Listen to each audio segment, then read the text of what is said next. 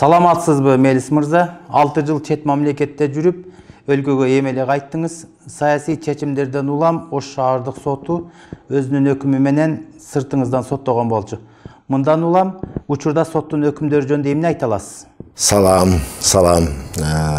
Эми саясий чечим деп туура айттыңыз, саясий чечим. Соттун өкүмдөрү бир күндө заматта бытчыты чыкты.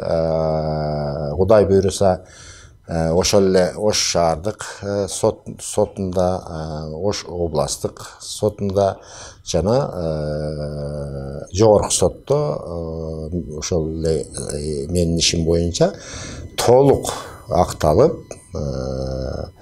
мыйзамдуу күчүнө кирди. Бир заматта ошол карточный домик сыяктуу куралган жомок кылмыш иши бир заматта талкаланып ордуна келди. Башкача айтканда, ак ийгилет сынбайт, чындык орноду. Соттон акталып жатканыңызда кандайдыр бир тоскоолдуктар болдубу?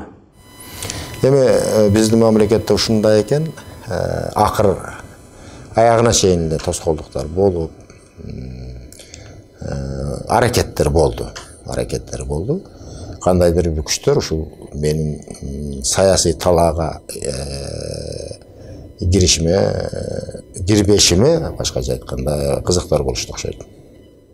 Сизге да маалым болгондой, бийлик алмашып, жаңы саясий күчтөр бийликке келди. Негизи эле учурдагы кырдаалга кандай баа бересиз? Кырдаал эми мына көчөдөн сурасаңар эле айтат, кырдаал абдан оор. Биз азыр жумурай журт биригип, бардыгы саясий амбицияны таштап, болгон күч аракетибизди өлкөнү бириктирүүгө, өлкөнү чыңдоого, экономикалык акыбалды жөнгө салууга жардамыбызды аябашыбыз керек. Ал бийликке эшмат келдиби, ташмат келдиби кеп анда эмес. Кеп Кыргызстанда туруктуулук орноду, саясий талаа, мыйзамдуу талаага кирди. Демек биз ошол жаңы келген бийликтегилерге болгон жардамыбызды беришибиз керек. Ар бир жараны бир эле мен эмес, бардыгы жардамыбызды беришибиз керек. Аны ак карасын, туура эмесин тарых аныктап алат, мыйзамдуулук аныктап алат. Андан кийин азыр бардыгы жардамыбызды аябашыбыз керек. Кырдаал оор, ар тараптан, экономикалык дагы, саясий дагы, коомдук дагы кырдаал оор.